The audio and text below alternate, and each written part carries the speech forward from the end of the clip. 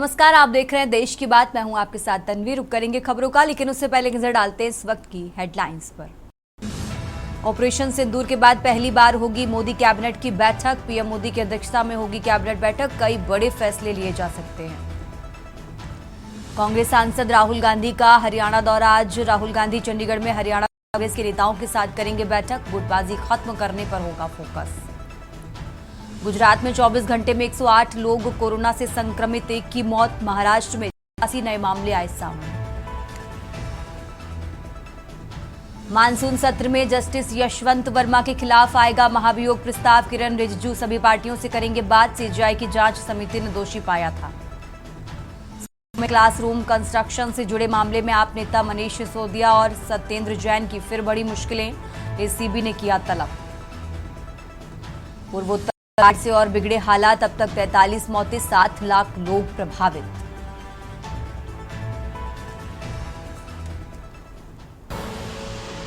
दिख रहे हैं के न्यूज़, खबरों का सारथी। और चलिए अब रुक करते हैं खबरों का। बुलेटिन की शुरुआत करते हैं दिल्ली की खबर से। राजधानी दिल्ली से बड़ी खबर आपको बता रहे हैं। मोदी सरकार की मंत्रिपरिषद की आज बैठक होगी। प्रधानमंत्री नरेंद्र मोदी की अध्यक्षता में ये बैठक होने वाली है। आपको बता दें, शाम करीब 4:30 बजे सुषमा स्वराज भवन में ये बैठक होगी। ऑपरेशन सिंदूर के बाद पहली बार मंत्रिपरिषद की ये बैठक होने वाली है। केंद्रीय मंत्रिपरिषद की हर 3 महीने में बैठक होती है।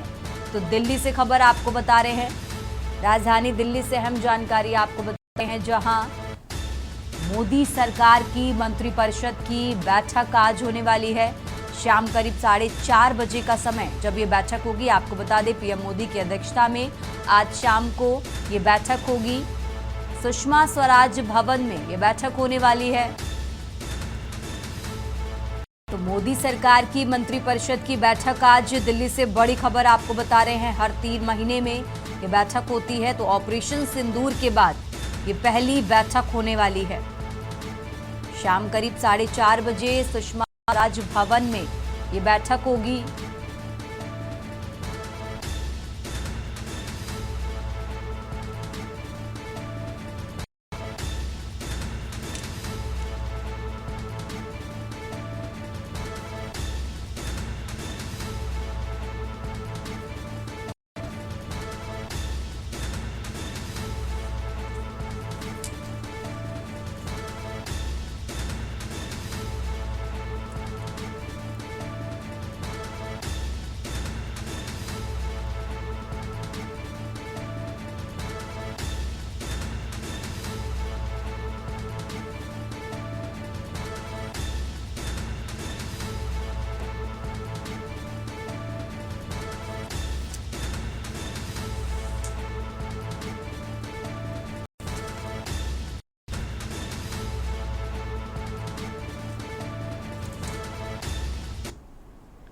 खबरों में आगे बढ़ते हैं। दिल्ली से एक और बड़ी खबर आपको बता रहे हैं। कांग्रेस सांसद राहुल गांधी आज चंडीगढ़ के दौरे पर हैं। राहुल गांधी हरियाणा कांग्रेस के नेताओं के साथ बैठक करेंगे।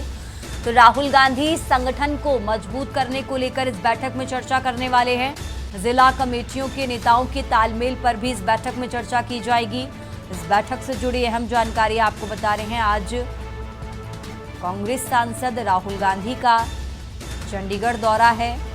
आज चंडीगढ़ के दौरे पर हैं कांग्रेस सांसद राहुल गांधी। राजधानी दिल्ली से बड़ी खबर आपको बता रहे हैं। हरियाणा कांग्रेस के नेताओं के साथ बैठक करेंगे। इस बैठक में संगठन को मजबूत करने को लेकर चर्चा की जाएगी और साथ ही जिला कमेटियों के नेताओं के तालमेल पर भी इस बैठक में चर्चा होगी। तो बड़ी खबर आपको दिल्ली से बता रहे हैं। चंडीगढ़ के दौरे पर हैं कांग्रेस सांसद राहुल गांधी।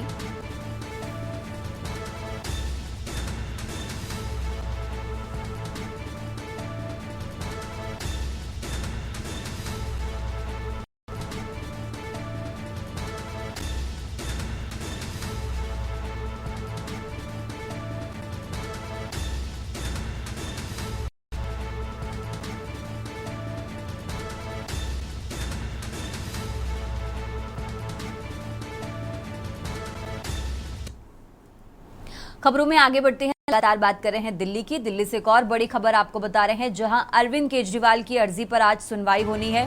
दिल्ली के राउज एवेन्यू कोर्ट में आज सुनवाई होगी। पासपोर्ट रिन्यू कराने को लेकर याचिका दाखिल की थी। आपको बता दें, अरविंद केजरीवाल की तरफ से 29 मई को याचिका लगाई गई थी और आज स्पेशल जज विनय सिंह ने ईडी सीबीआई से जवाब मांगा था, तो आज कोर्ट को नोटिस का जवाब मिल सकता है। दिल्ली से बड़ी खबर आपको बता रहे हैं, जहां पिछली सुनवाई में स्पेशल जज विनय सिंह ने ईडी सीबीआई से जवाब मांगा था और आज कोर्ट को नोटिस का जवाब मिल सकता है। तो दिल्ली से बड़ी खबर आपको बता रहे हैं, अरविंद केजरीवाल की अर्जी पर सुनवाई होने वाली है। आज दिल्ली के राउज एवेन्यू कोर्ट में आज इस मामले को लेकर सुनवाई होगी।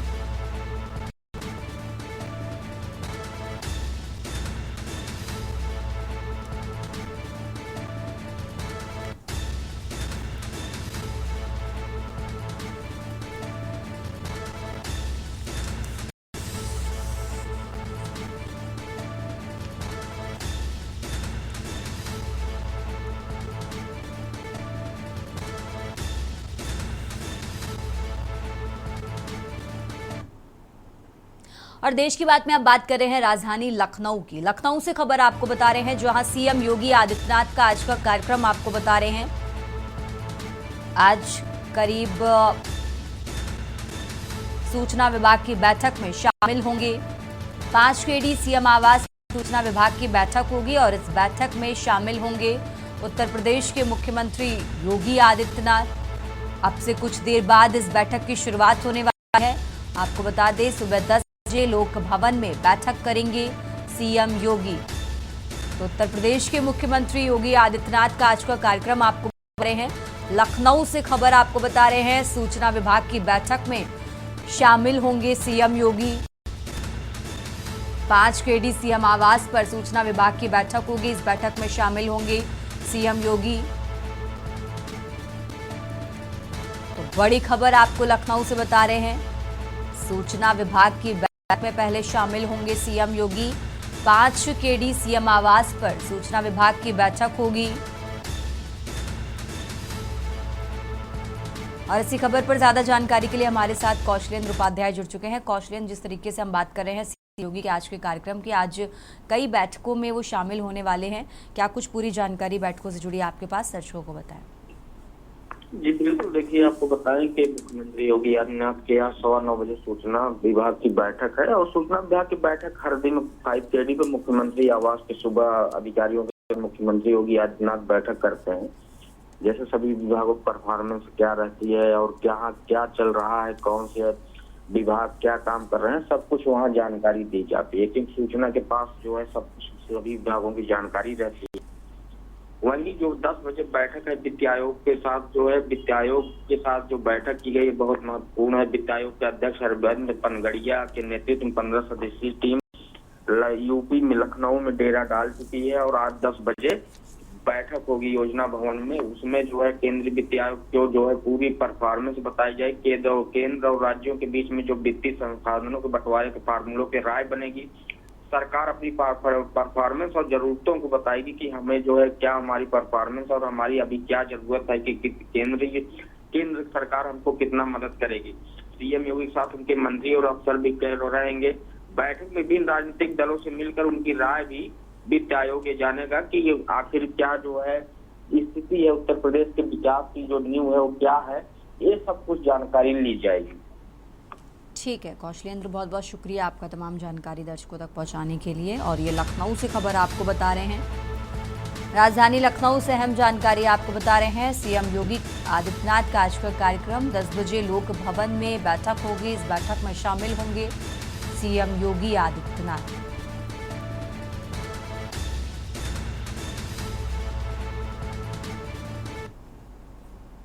खबरों में आगे बढ़ते हैं। अब खबर यमुनानगर से है, जहां जगाधरी की देवी भवन बाजार में फायरिंग से हड़कंप मचा।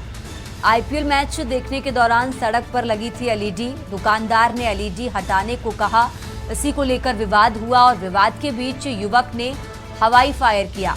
तो मैच देख रहे युवक के हाथ पर छर्रे लगने से वो घायल हुआ है। इसको लेकर बाजार में दहशत का माहौल है, लोगों के बीच अफरा तफरी मची। सूचना पर मौके पर पहुंची पुलिस ने कार्रवाई शुरू की है। आरोपी युवक की तलाश में फिलहाल पुलिस जुटी है और मामला दर्ज कर लिया गया है। तो यमुनानगर से खबर आपको बता रहे हैं, आईपीएल मैच देखने के दौरान ये विवाद हुआ, जिसके बाद हवाई फायर किया गया। फिलहाल आरोपी युवक की तलाश में पुलिस जुटी है और मामला दर्ज कर लिया गया है। तो जगाधरी की देवी बाजार में फायरिंग से हड़कंप मचा। आईपीएल मैच देखने के दौरान सड़क पर एलईडी लगी थी। एलईडी हटाने को लेकर विवाद हुआ और इस विवाद के बाद हवाई फायर किया गया।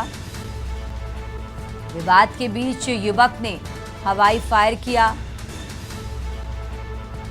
मैच देख रहे युवक के हाथ पर छर्रे लगने से वो घायल हुआ है। फिलहाल मौके पर पहुंची पुलिस पूरे मामले की जांच पड़ताल में जुटी है। आरोपी युवक की तलाश में जुटी है पुलिस और मामला दर्ज कर लिया गया है।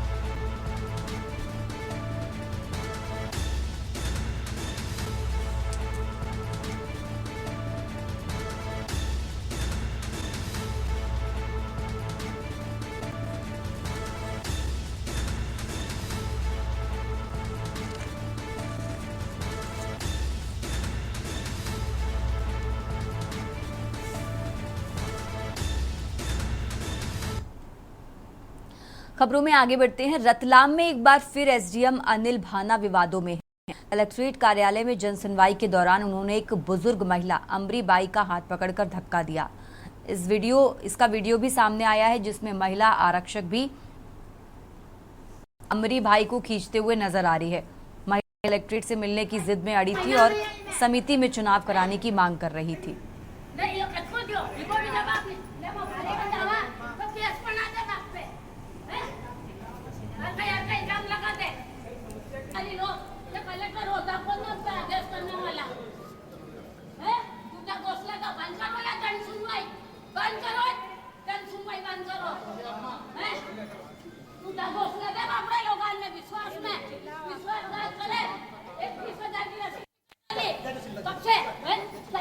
आज मैं आई थी, कलेक्टर साहब 1 महीना पहले आई थी मैं, तो कलेक्टर साहब बोले कि 1 महीने का दो को अभी तुम्हारी कार्रवाई चल रही है। तो मैं बोली कि साहब कब तक चलेगी?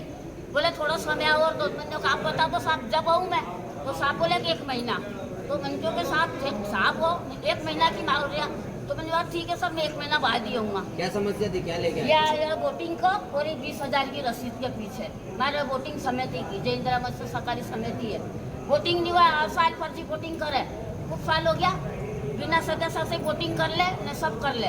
तो मैं 1 महीना में आ जाई, तो भाई कहीं तो करना चाहिए नहीं।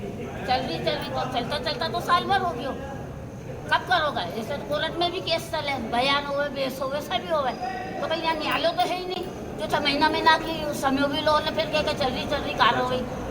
आप क्या चाहते हो अभी, क्या मांग? मैं तो चाह रही हूँ हमारे समिति का चुनाव होना चाहिए और ये 20,000 की रसीद को भी निराकरण होना चाहिए।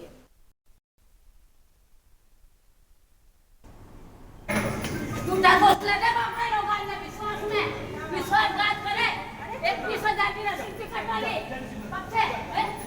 बंद करो, आप बंद करो। मैंने बात नहीं करे, 1 महीना का बोले कलेक्टर साहब, 1 महीना में आना भाई, 1 महीना में आई मैं, नहीं ये कटको दो, इनको भी जवाब नहीं, ले वो भारी का दावा, तो केस बना दे बाप पे, हर कहीं इल्जाम लगा दे। अरे लोग ये कलेक्टर होता कौन होता है आदेश करने वाला, तुमने घोषणा का बंद करो या जन सुनवाई बंद करो, जन सुनवाई बंद करो। तुमने घोषणा दे अपने लोगों ने विश्वासघात करे, 21,000 की रसीद की कटा ली, कब से? साइकिल बंद करो, आप बताओ मैंने कलेक्टर साहब 1 महीना में आना भाई, 1 महीना में नहीं ये कटको दो, इनको भी जवाब नहीं, ले मैं पूछे बतावा तुम्हारा बड़ा भाषण दे तू, हैं? वोट लेवा की टाइम पे आगे ये सा करेंगे भाई ने वैसा करेंगे भाई।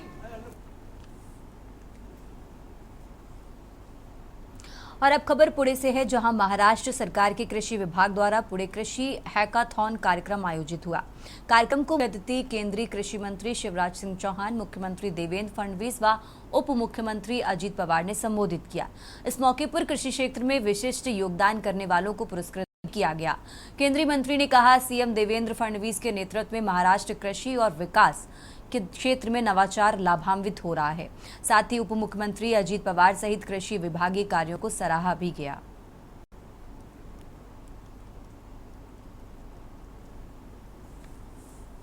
देवेंद्र जी के नेतृत्व में कृषि के और ग्रामीण विकास के क्षेत्र में भी नित्य प्रयोग करके अपने प्रदेश को आगे बढ़ा रहे हैं। मैं केवल इतना ही कहना चाहता हूं कि इस समय जो विकसित कृषि संकल्प अभियान, जिसमें हमारे 2170 वैज्ञानिकों की टीमें अलग अलग प्रदेश में गांव-गांव किसानों के बीच जा रही है। एक तरफ रिसर्च किया साइंटिस्ट ने लैब में, लेकिन वो रिसर्च लैंड तक किसान के पास जाए, इसलिए वैज्ञानिक, केंद्र सरकार, राज्य सरकार, एग्रीकल्चर यूनिवर्सिटी, कृषि विकास केंद्र और प्रगतिशील किसान मिलके किसानों के बीच जा रहे हैं। मैं स्वयं भी किसानों के बीच में जा रहा हूं और जो अच्छी प्रैक्टिस है उसको हम सारे देश में बांटने का काम कर रहे हैं। और अब खबर प्रतापगढ़ से है, जहां जिले के लीलापुर थाना पुलिस ने बड़ी कार्रवाई करते हुए 2 कुख्यात लुटेरों को मुठभेड़ के दौरान गिरफ्तार किया है। ये कार्रवाई पुलिस अधीक्षक डॉक्टर अनिल कुमार के निर्देश पर की गई। लीलापुर पुलिस ने अदम्य साहस दिखाते हुए बाबगंज रोड रखवापुर के पास इन अपराधियों को पकड़ने में सफलता पाई। पकड़े गए दोनों आरोपी थाने स्तर के अपराधी हैं, जो मत्तूपुर बोझी सई नदी के पुल के पास एक व्यक्ति और उसके पुत्र से मारपीट कर उनका मोबाइल फोन और नगद 1000 रुपए लूट कर फरार हो गए थे। मुठभेड़ के दौरान आत्मरक्षार्थ चलाई गई गोली में एक लुटेरा अब्दुल रब घायल हुआ, जिसे इलाज के लिए सीएचसी लालगंज भेजा गया है। पुलिस ने इनके पास से एक मोबाइल फोन, 700 रुपए नगद, एक 315 बोर का तमंचा, 2 जिंदा कारतूस, एक हुक्का कारतूस बरामद किया है।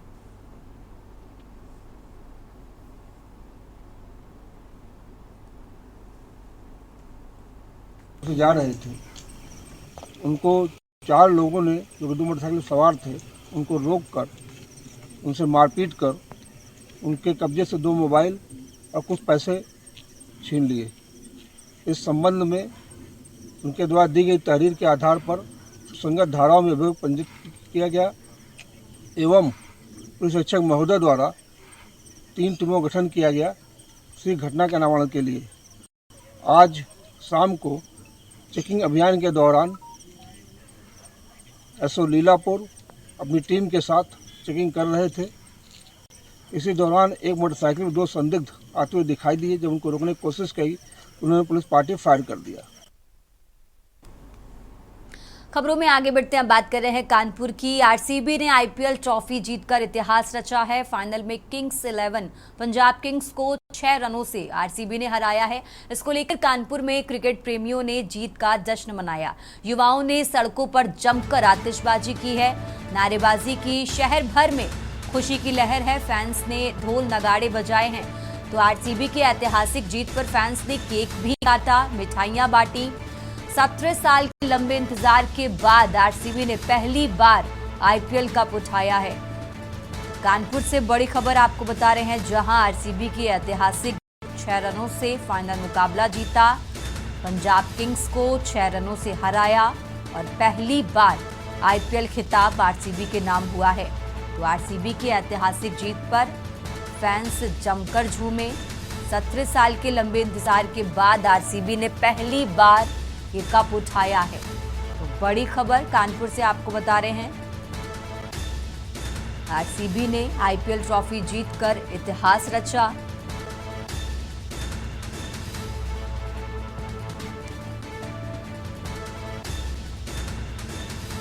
कानपुर में क्रिकेट प्रेमियों ने जीत का जश्न मनाया। आरसीबी फैंस ने सड़कों पर जमकर आतिशबाजी और नारेबाजी की। तस्वीरें आपको टीवी स्क्रीन पर दिखा रहे हैं। शहर भर में खुशी की लहर। आरसीबी फैंस ने ढोल नगाड़े बजाए, सड़कों पर आतिशबाजी की। और ये तस्वीरें आपको टीवी स्क्रीन पर दिखा रहे हैं, जहां आरसीबी की ऐतिहासिक 17 साल के लंबे इंतजार के बाद आरसीबी ने पहली बार आईपीएल खिताब अपने नाम किया है।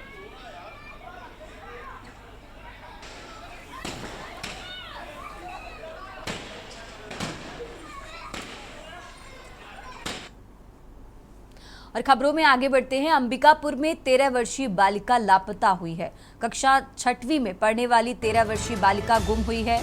परिजनों ने सीतापुर थाने पहुंचकर रिपोर्ट दर्ज कराई। पुलिस ने अज्ञात व्यक्ति के खिलाफ एफआईआर दर्ज की है। आपको बता दें, पुलिस नाबालिग लड़की की तलाश में फिलहाल जुटी हुई है। सीतापुर थाना क्षेत्र के ग्राम तेलाई धार की ये घटना आपको बता, जहां फिलहाल पुलिस पूरे मामले की जांच पड़ताल में जुटी हुई है। सीतापुर थाना क्षेत्र के ग्राम तेलाई धार की ये घटना आपको बता रहे हैं। अंबिकापुर में 13 वर्षीय बालिका लापता।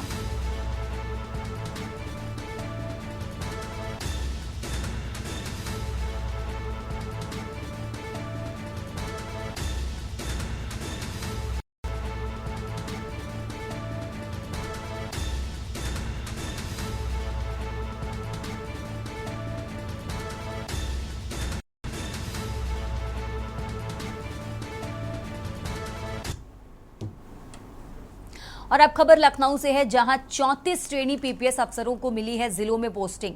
डिप्टी एसपी रैंक के अफसर जिलों में लेंगे व्यावहारिक प्रशिक्षण। लखनऊ से बड़ी खबर आपको बता रहे हैं, मुरादाबाद यूपी पुलिस अकादमी के प्रशिक्षु हैं सभी ट्रेनी अफसर। तो लखनऊ से अहम जानकारी आपको बता रहे हैं, मुरादाबाद यूपी पुलिस अकादमी के प्रशिक्षु हैं सभी ट्रेनी अफसर। फील्ड अनुभव प्राप्त करने के बाद एक बार फिर मिलेगी तैनाती। 34 ट्रेनी पीपीएस अफसरों को मिली जिलों में पोस्टिंग। लखनऊ से खबर आपको बता रहे हैं, डिप्टी एसपी रैंक के अफसर जिलों में लेंगे व्यवहारिक प्रशिक्षण। मुरादाबाद यूपी पुलिस अकादमी के प्रशिक्षु हैं सभी ट्रेनी अफसर। राजधानी लखनऊ से अहम जानकारी आपको बता रहे हैं, फील्ड अनुभव प्राप्त करने के बाद एक बार फिर मिलेगी तैनाती। तो कुल 34 ट्रेनी पीपीएस अफसरों को जिलों में फिलहाल पोस्टिंग मिली है। डिप्टी एसपी रैंक के अफसर को मिलेंगे व्यवहारिक प्रशिक्षण।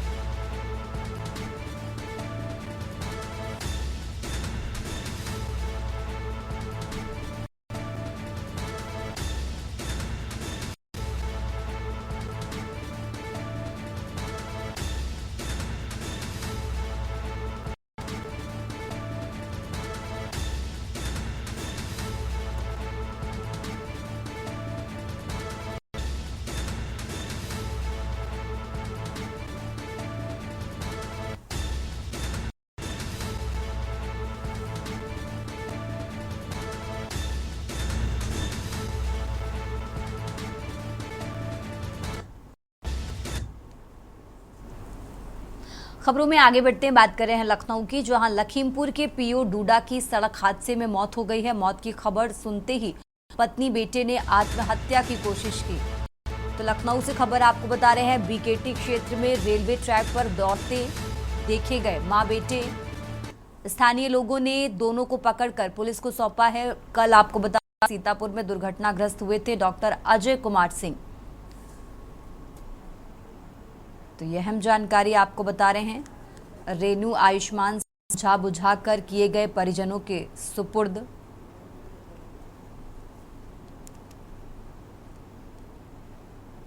तो स्थानीय लोगों ने दोनों को पकड़कर फिलहाल पुलिस को सौंपा है।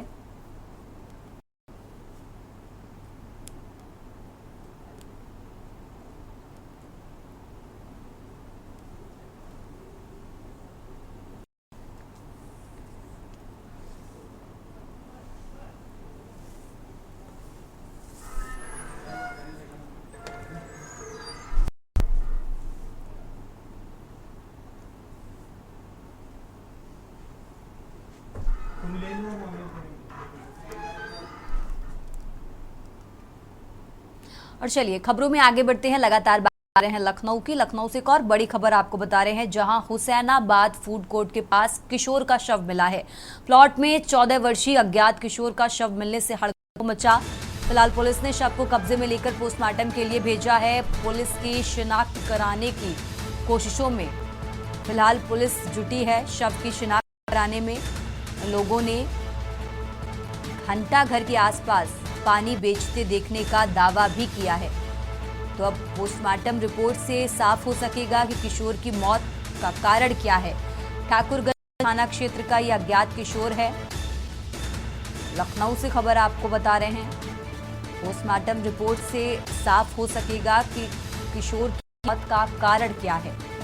ठाकुरगंज थाना क्षेत्र का है अज्ञात किशोर के शव मिलने का ये मामला। तो हुसैनाबाद फूड कोर्ट के पास किशोर का शव मिला। लखनऊ खबर आपको बता रहे हैं। फिलहाल पुलिस पूरे मामले की जांच पड़ताल में जुटी हुई है।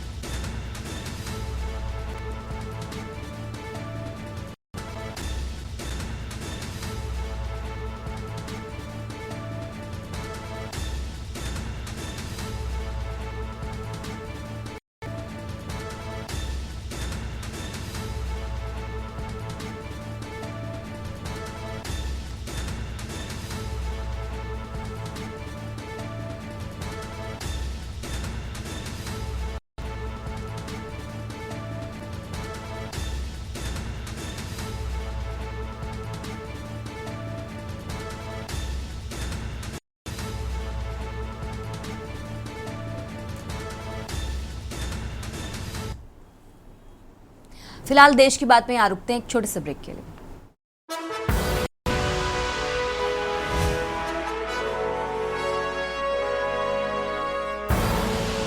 आप देख रहे हैं के न्यूज, खबरों का। ब्रेक से वापस आ चुके करते हैं खबरों का। खबर लखनऊ से है, जहां खदरा इलाके में तेज रफ्तार कार ने सड़क किनारे खड़े लोगों को रौंद दिया। कार की टक्कर से साइकिल सवार मेडिकल कॉलेज के संविदाकर्मी 45 वर्षीय वीरेंद्र पांडे की इलाज के दौरान मौत हो गई। सीसीटीवी में कैद हुई हादसे को अंजाम देने वाली कार सादतगंज निवासी तनु गुप्ता चला रही थी, जो पेशे से प्रॉपर्टी डीलर हैं। माना जा रहा है कि झपकी से वो स्टीयरिंग पर नियंत्रण नहीं रख सकी और दुर्घटना हो गई। कार की चपेट में आए 10 वर्षीय दक्ष सोनकर, स्कूटी सवार महिला और एक अन्य को भी अस्पताल में फिलहाल भर्ती कराया गया है। पुलिस ने मामला दर्ज कर महिला चालक को हिरासत में ले लिया है। पूरी घटना सीसीटीवी में कैद हुई है।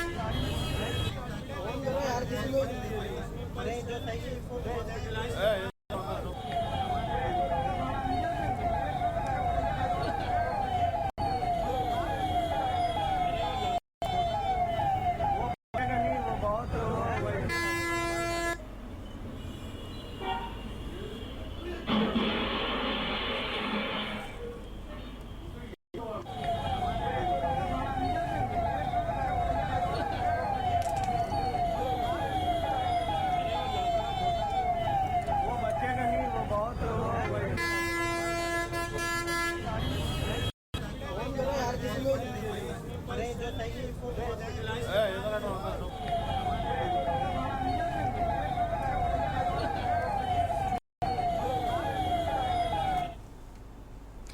में आगे बढ़ते हैं। अमृतसर के लोपोके थाने के अंतर्गत गांव बोपाराय बाज सिंह में प्रेम प्रसंग के चलते एक लड़के और लड़की की हत्या किए जाने का समाचार प्राप्त हुआ है। इस संबंध में जानकारी देते हुए डीएसपी राजा सांसी इंद्रजीत सिंह ने बताया कि गांव कक्कड़ तारीन निवासी जोबनदीप सिंह पुत्र लखविंदर सिंह का गांव बोपाराय बाज सिंह निवासी गुरदयाल सिंह के घर आना जाना था। इसी दौरान जोबनदीप सिंह का गुरदयाल सिंह की बेटी सुखबीर कौर से प्रेम प्रसंग हो गया।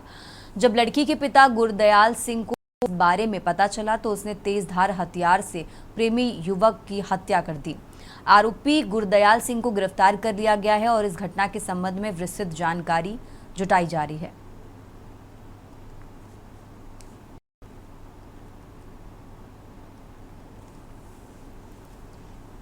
नोटिस ये गल जोबन सिंह लखविंदर सिंह ये पिंड काकड़ का रहने वाला सीगा ते इस बोपाराय बाज सिंह नेड़ियों जिहड़ी सड़क लंघ रही आ उत्थे ये ट्रैक्टर मिट्टी मुट्टी पाउण दा काम करदा। ਉਹਦੇ ਨਾਲ ਹੀ ਜਿਹੜਾ ਗੁਰਦਿਆਲ ਸਿੰਘ ਜਿਹੜਾ ਵਾ ਉਹ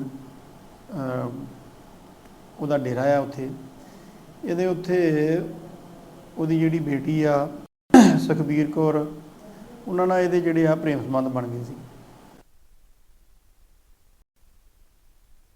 और अब खबर अंबाला से है, जहां मानसून के आगमन से पहले अंबाला प्रशासन ने जलभराव से निपटने के लिए तैयारियां तेज कर दी हैं।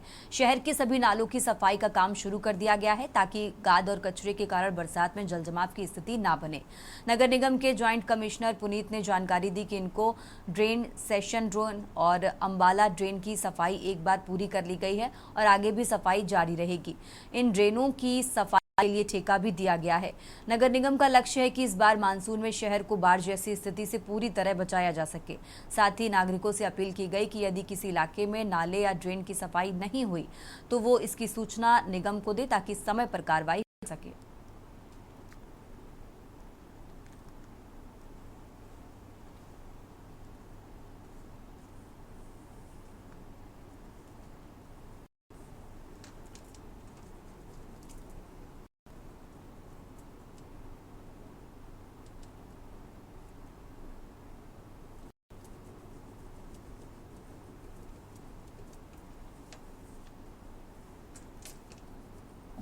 हमने साल मानसून में जो बाढ़ आती है उसको रोकने के लिए पहले ही सारे प्रबंध कर लिए हैं।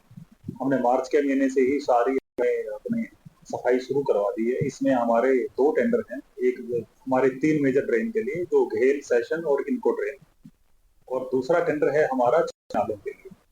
तो जो बड़े नाले हैं हमारे, जो जिनको ड्रेन्स कहते हैं, उन पे हमारा अब तक सबसे ज्यादा मेजर कंसर्न था।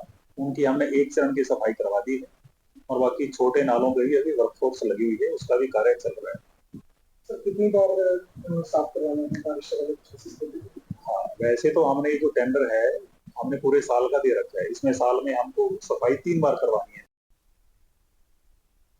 खबर का फरीदाबाद की न्यू राजीव कॉलोनी में 2 बहनों के साथ पड़ोसी परिवार द्वारा बर्बरता का मामला सामने आया है। पुलिसी कहासुनी को लेकर पड़ोसी परिवार ने इकट्ठा होकर पड़ोसियों के घर में घुसकर 2 बेटियों के साथ पहले तो जमकर मारपीट की, उसके बाद 2 में से एक युवती के कपड़े फाड़ दिए। इतना ही, कपड़े फाड़ने के बाद निर्वस्त्र अवस्था में ही युवती और उसकी बहन के साथ पिटाई करते रहे। कॉलोनी वासी शोर सुनकर इकट्ठा हो गए और युवती को बचाने लगे, लेकिन लाठी और डंडों से आरोपी परिवार ने सभी पर हमला करना शुरू कर दिया। बीच बचाते समय कुछ पड़ोसी भी चपेट में आ गए। हालांकि दोनों बहनों की हालत गंभीर है, जिन्हें ऊपरी चोटों के अलावा अंदरूनी चोटें भी आई हैं। बीती रात को दोनों बहनों ने सिविल अस्पताल में अपना मेडिकल लिया है। इसके बाद पीड़ित परिवार और कॉलोनी वासी डबुआ थाना में बने हुए महिला डेस्क पर पहुंचे और लिखित शिकायत दर्ज कराई है।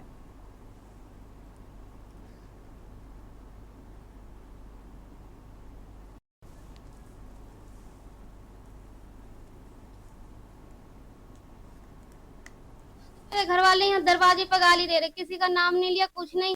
ऊपर खाना बना रही थी, वहां से मेरे घर वाला अंदर चला गया, फिर वहां से आई लड़ने के लिए, मारने के लिए आ रहे, कह रहे उसको बुला, मारेंगे मारेंगे मेरे घर वाले को।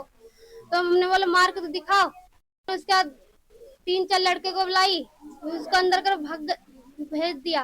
फिर उसके बाद अगले दिन मेरी बहन दिल्ली, मम्मी सब दिल्ली से आए तो यही पूछ रहे क्या हो कि कैसे नहीं। बस इतने में 2-3 लेबर को बुलाई, अपने देवर को भी बुलाई और अपने घर वाले को बुलाई, सबको मारने लगी।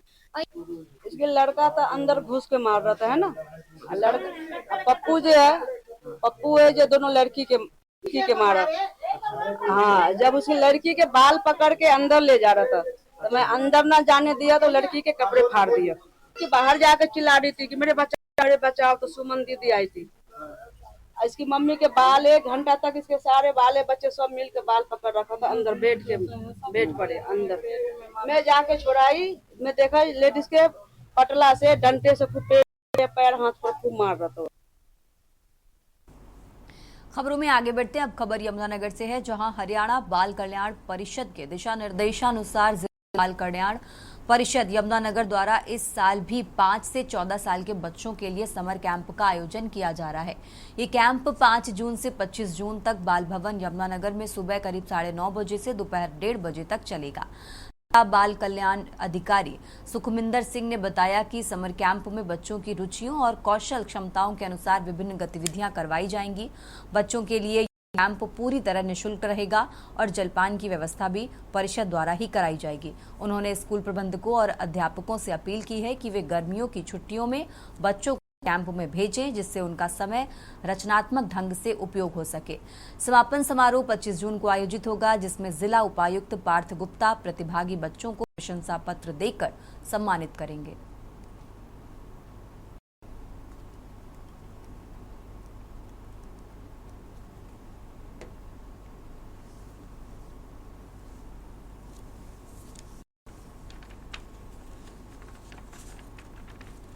माननीय उपायुक्त महोदय के नेतृत्व में हरियाणा राज्य बाल कल्याण परिषद के निर्देशों में हर वर्ष जिला बाल कल्याण परिषद समर कैंप का आयोजन करती है। यह कैंप इस वर्ष भी लगाया जा रहा है, जो 5 जून से 25 जून तक चलेगा। इस समर कैंप के अंदर 5 साल से 14 वर्ष की आयु के जो बच्चे हैं वो हिस्सा लेंगे और उनका जो टाइमिंग है 9:30 बजे से 1:30 1:30 बजे तक रहेगा। इसमें बच्चों को उनके क्रिएशनल, उनके रुचि के सब्जेक्ट हैं या वो जो भी सीखना चाहते हैं, म्यूजिक की क्लासेस हैं, मेहंदी का हमारे पास यहाँ है, ब्यूटी पार्लर की हैं, कटिंग टेलरिंग की हैं स्किल्स, तो उन स्किल्स को भी वो बच्चे यहाँ से सीख सकते हैं और ये बिल्कुल निःशुल्क है। जो भी इस वीडियो को मेरी तरफ से मैसेज उनको रहेगा कि देख रहे हैं और अपने बच्चों को या वो टीचर जो जिनके पास बच्चे जा रहे हैं या उनके स्कूल की छुट्टियां हो चुकी हैं, ये वीडियो उनको जरूर शेयर करें ताकि बच्चे ज्यादा से ज्यादा बाल भवन में आए। खबरों में आगे बढ़ते हैं। अंबाला कैंट रेलवे स्टेशन के बैरियर के सभी कर्मचारियों को अब वर्दी और आईडी कार्ड प्रदान कर दिए गए हैं। इससे पहले कर्मचारी सिविल कपड़ों में होने के कारण कई बार यात्रियों और वाहन चालकों से बहस हो जाया करती थी। अब एयरपोर्ट की तरह सभी कर्मचारी वर्दी में नजर आएंगे, जिससे यात्रियों को उनके आधिकारिक होने का पता चलेगा और विवाद की संभावना कम होगी। बूम बैरियर की मैनेजर अंकिता गुप्ता ने बताया कि इस कदम से पारदर्शिता बढ़ेगी और गलत व्यवहार पर कड़ी कार्रवाई होगी। स्टेशन पर लगे बूम बैरियर पर घंटों के हिसाब से वाहन शुल्क लगाया जाता है, जिससे पहले यात्रियों को भ्रम होता था। अब कर्मचारियों के पहचान पत्र होने पर भी कोई भी कर्मचारी गैर कानूनी काम नहीं कर सकेगा।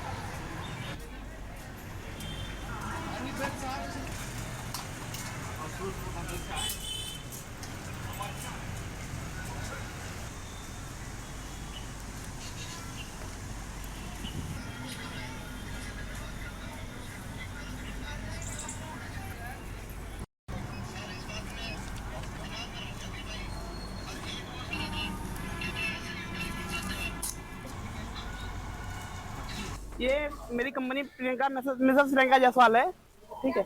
ये मैंने 2 महीना पहले ये स्टार्ट हुआ था। ये हमारा 5 ईयर्स का ठेका है, ठीक है। और हमारे पास लमसम 20 कर्मचारी है और हमने सबको वर्दी 8-10 दिन पहले मुहैया करवा दी है। वर्दी आई कार्ड के साथ सबको मुहैया संचालित तरह से चल रहा है, प्रॉपर वर्किंग है। तो क्या कर्मचारी काम कर रहे हैं? सभी है कर्मचारी? जी, आपको सारे कर्मचारी हमारे वर्दी में मिलेंगे। एक आध बंदा अगर वर्दी धूला हो तो अलग की बात है ना, बाकी सारे कर्मचारी हमारे वर्दी में आपको मिलेंगे। वेज, हाँ, आई कार्ड दिया गया है प्रॉपर।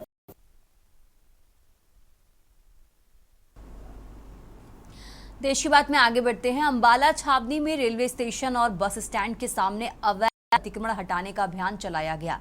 नगर परिषद और पुलिस टीमों ने संयुक्त रूप से अवैध रेहड़ी वालों का सामान जब्त कर ट्रॉलियों में लाद कर नगर परिषद कार्यालय भेजा।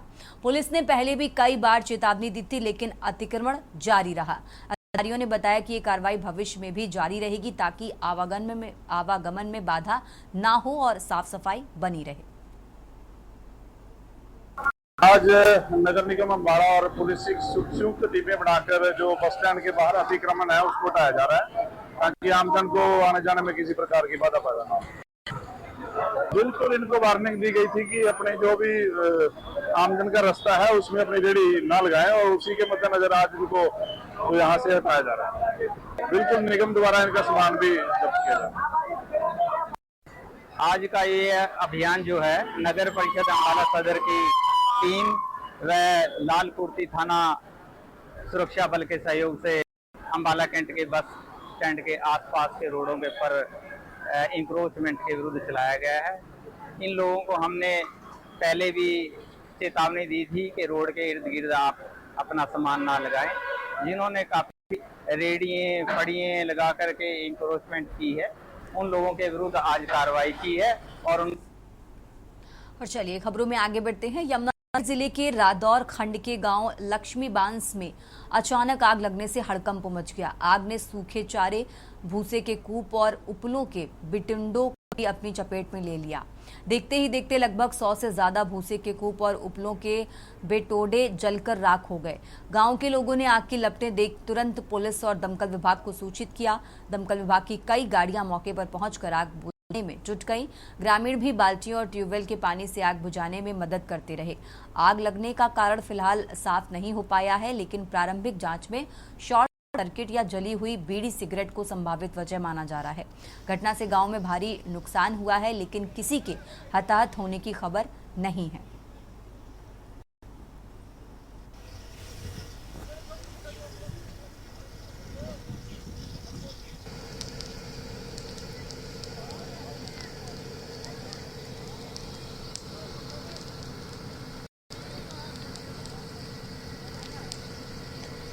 दौर वाली गाड़ी है हमारे पास 3 साढ़े 3 बजे करीब मैसेज आया था और 112 पे हम ड्यूटी पे तो साथ ही गाड़ी निकाली हमने और 10-15 मिनट के अंदर गाड़ी पहुंचाई फायर गैस पे। तो और जैसे यमुनानगर मैसेज दे दिया था उनको खजूर रोड की गाड़ी निकलवा दी साथ ही साथ। अब आग पर काबू पाया लगता है मतलब काफ़ी मतलब जो हमारे खूब वगैरह थे बचा लिया गया है। अमन कुमार है जी, गाँव लक्ष्मी बांस। कुछ नहीं पता जी किस वजह से लगी आग। रात में 3 बजे लगी आग। क्या है जी लगभग होंगे ऐसा कोई 100-200 करीब हो गई। किसी ने क्या रात 2 बजे की आग लगी है। हमारा गाँव में एक छत पर चढ़ा उसने देखी भी आग लग रही। अच्छा फिर उन्हें फोन कराया फिर भाग गए। यहाँ 32-40 तो कूप है, 100 के करीब बटोड़े हैं। लाखों तो पर नुकसान आई। गाड़ियाँ हम नहीं बुलाई थी, कोई काबू नहीं पड़ा थी तो आप बुझती नहीं है सही भी। खबरों का सिलसिला लगातार जारी है। फिलहाल यहाँ रुकते हैं छोटे से ब्रेक के लिए।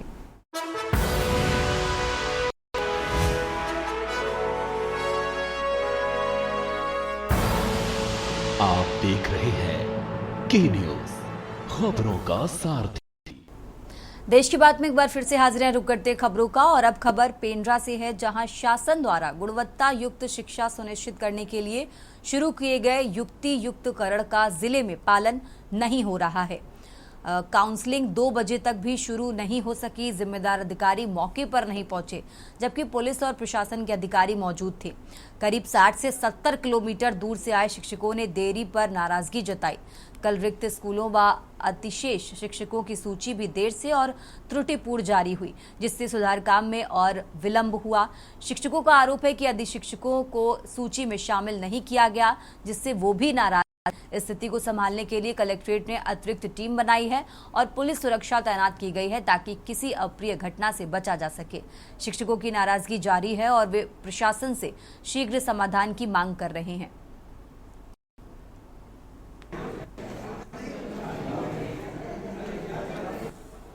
देखिए, यहाँ पर अधिकारी तो कोई कुछ बताने को तैयार नहीं है, लेकिन काउंसलिंग जिन अधिकारियों को आना चाहिए था उनमें अधिकतर अधिकारी नहीं पहुँच पाए हैं।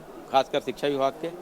और उसका जो मुख्य कारण ये है कि सूचियों में जो काउंसिलिंग की जो सूची प्रकाशित की गई है, ये शिक्षक संगठनों के भारी दबाव के बाद कल रात में 10 बजे जारी की गई। इस सूची को यदि ये कम से कम 4-5 दिन पहले जारी कर देते, दावा आपत्ति का समय देते, तो दावा आपत्ति के बाद जो सूची पुनः प्रकाशित होती तो जो भी त्रुटियां हैं वो त्रुटियां नहीं रहती। आज सूची त्रुटियों से भरी हुई है, इसलिए ये सब वहाँ जिला शिक्षा अधिकारी कार्यालय में बैठ के सूची सुधार रहे हैं आज। अब यहाँ पर सबको काउंसलिंग में बुला लिए हैं 10 बजे से, लेकिन खुद नहीं आए हैं। सब 9:30 से आ चुके हैं। सब 9:30 बजे आ गए। 10 बजे से काउंसलिंग था, सभी लोग आधा घंटा पहले से आ गए। यहाँ पर शिक्षा विभाग के जो भी अधिकारी हैं, चाहे वो जिला शिक्षा अधिकारी महोदय हों, चाहे विकासखंड शिक्षा अधिकारी महोदय हों, तीनों विकासखंड के, सभी को होना चाहिए था, कोई नहीं है यहाँ पर। मेरा नाम नन्हालाल बघेल है। मैं बालक प्राथमिक शाला कुदरी में पदस्थ हूँ। पिंडा विकासखंड अंतर्गत ग्राम पंचायत कंटेंडी में गुरापारा प्राथमिक शाला स्कूल फरवरी माह से वहाँ का जो प्रधान पाठक है सेवानिवृत्त हो चुका, उसके बाद भी इस लिस्ट में नाम नहीं है, जबकि 30 मई 2025 को प्रधान पाठक नवागांव प्रधान पाठक प्राथमिक शाला बचा का प्रधान पाठक नियुक्ति है, उसका नाम इस लिस्ट में है। हम यहाँ 7 बजे से हैं सर। अब नियमानुसार तो 10 बजे जो दिए हैं 10 से 5 का समय रखा है और जारी हो जाना चाहिए था। मही से भी दूर दूर से लोग आए हैं, जिले के सारे क्षेत्र से हुए हैं। कई लोग तो 9:30 बजे और कोई लोग तो 9 बजे भी आ चुके हैं, ऐसी जानकारी लग रही है। तो नियमानुसार 10 से 5 का समय दिया गया है, 10 से चालू हो जाना चाहिए था। अब बता तो रहे हैं कि कुछ अधिकारी वर्ग शायद आए नहीं, पहुँचे नहीं अभी तक। हाँ, यही कारण है। कुछ को किया गया है, कुछ का नाम आ गया है, कुछ को जानबूझ के छुपा दिया गया है। हाँ, कुछ तो बता कि लिस्ट में इनकी गड़बड़ी है, गौरेला पेंड्रा के लिस्टों में गड़बड़ी, इसलिए अभी तक लिस्ट भी नहीं आ पाई है। ना तो तीनों बीओ उपस्थित हैं, ना ही अभी कोई अधिकारी उपस्थित है शिक्षा विभाग के। जिनको जो भी काम प्रबंध दिया गया था, अभी कोई भी अभी तक नहीं है। सुबह से अभी तो कुछ देर पहले पंखा भी चालू हुआ है। अब खबर रतलाम से है, जहां रोज गांव के पटवारी को रिश्वत लेने में गिरफ्तार कर लिया गया है। पटवारी ने जमीन बंटवारे के नक्शे के एवज में 25,000 रिश्वत मांगे थे। पीड़ित ने इसकी शिकायत लोकायुक्त से की। लोकायुक्त टीम ने पुरानी तहसील परिसर में पटवारी यशवर्धन शर्मा की घेराबंदी की। लोकायुक्त टीम ने पटवारी को 8,000 रिश्वत लेते हाथ गिरफ्तार कर पीड़ित द्वारा पटवारी को 2,000 का भुगतान एडवांस कर रखा था। पूरा मामला उज्जैन लोकायुक्त के यहाँ दर्ज किया गया। जिले में एक और पटवारी चढ़ा लोकायुक्त के हत्थे, 8,000 की रिश्वत लेते गिरफ्तार। जमीन बटांकन के नाम मांगे थे 25,000 रुपए। तो रतलाम जिले में एक और पार्टी रिश्वत लेते पकड़ा गया। यहाँ पर रतलाम तहसील के ग्राम रोजड़का में जमीन बटांकन के नक्शे को लेकर पटवारी यशवर्धन शर्मा ने फरियादी से 25,000 रुपए रिश्वत की मांग की थी, जिसको लेकर फरियादी ने लोकायुक्त में शिकायत की थी, जिसको लेकर दबिश देकर 8,000 की रिश्वत लेते पटवारी किया गया। जानकारी के अनुसार रतलाम ग्रामीण तहसील के ग्राम सेवरिया निवासी जितेंद्र सिंह पिता कमल सिंह ने बताया कि गांव रोजड़का में जमीन बटांकन नक्शे के लिए पटवारी यशवर्धन शर्मा को आवेदन किया गया था, जिसको लेकर पटवारी ने 25,000 रुपए रिश्वत की मांग की थी और नहीं देने पर नक्शा नहीं दिया जा रहा था। इसके बाद पटवारी और उनके बीच सहमति 10,000 रुपए पर बात बनी, जिसको लेकर फरियादी ने लोकायुक्त उज्जैन में शिकायत दर्ज कराई। इसके साथ ही फरियादी ने पटवारी को 2,000 रुपए पहले ही दिए थे और बाकी की 8,000 देना तय हुआ था।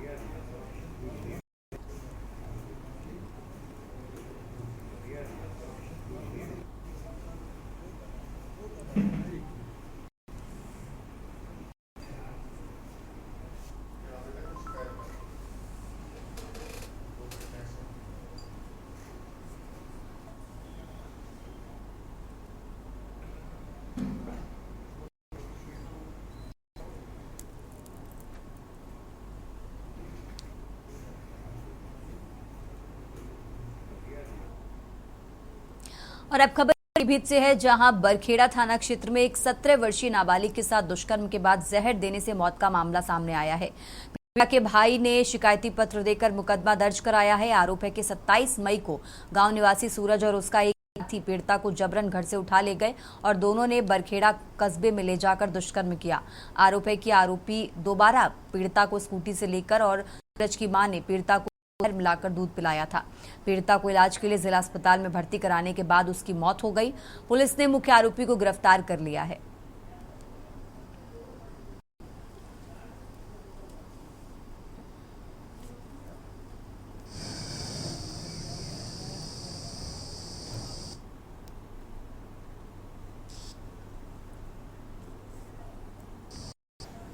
थाना बरखेड़ा में ग्राम भैंसा ग्वालपुर में कल एक युवती के द्वारा थाने पर आकर ये बताया गया कि एक युवक और उसकी मां के द्वारा को जहर दिया गया, जिसमें तत्काल उनको हॉस्पिटल में भेजा गया, जिसके बाद उनको बरेली रेफर किया गया, जहां उनकी मृत्यु हो गई। संबंधित प्रकरण में तत्काल अभियोग पंजीकृत करते हुए मुख्य अभियुक्त को गिरफ्तार कर लिया गया है। उक्त प्रकरण में 27 मई को उक्त युवती के पिता द्वारा थाने पे ये बताया गया था कि युवक और युवती के बीच में झगड़ा हुआ था, जिसके संबंध में उनके द्वारा एप्लीकेशन जब दी गई थी, तत्काल उस युवक को और उसके एक साथी को थाने पर बुलाया गया और पुलिस कस्टडी में प्रिवेंटिव एक्शन के अंतर्गत उनके विरुद्ध कार्रवाई करी गई थी।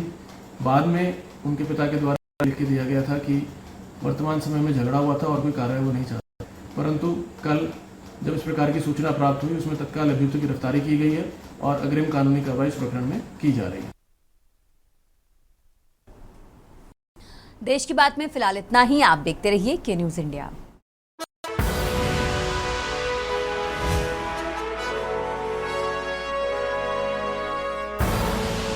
आप देख रहे हैं के न्यूज, खबरों का सारथी।